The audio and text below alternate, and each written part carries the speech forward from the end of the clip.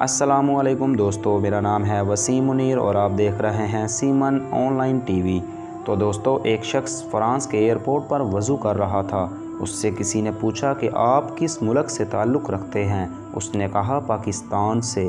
سائل نے پوچھا کہ پاکستان میں کتنے پاگل خانے ہیں؟ اس نے جواب دیا کہ مجھے تعداد کا پتہ نہیں، ویسے چند ایک ہی ہوں گے۔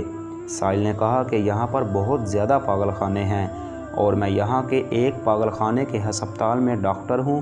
میری پوری عمر اس تحقیق میں گزری ہے کہ لوگ پاگل کیوں ہوتے ہیں اور پاگل پن سے بچنے کے لیے کیا کیا احتیاطی تدابیر اختیار کرنا ضروری ہے۔ میری تحقیق کے مطابق جہاں اور بہت ساری وجوہات ہیں، ایک وجہ یہ بھی ہے کہ لوگ اپنے سر کے پچھلے حصے کو خشک رکھتے ہیں۔ کھچاؤ کی وجہ سے رگوں پر اس کا اثر ہوتا ہے۔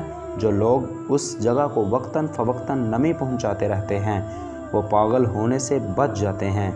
میں نے دیکھا کہ آپ نے ہاتھ پاؤں دھونے کے ساتھ ساتھ سر کے پیچھے کے حصے پر بھی گیلے ہاتھ پھیرے، جس سے مجھے بہت حیرانی ہوئی کہ آپ کو یہ طریقہ کس نے بتایا؟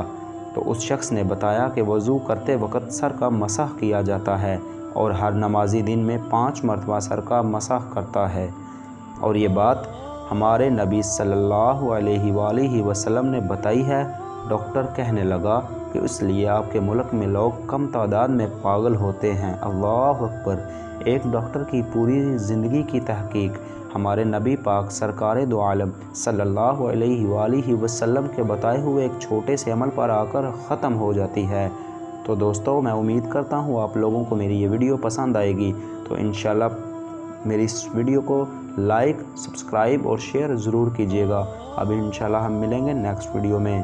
اللہ حافظ۔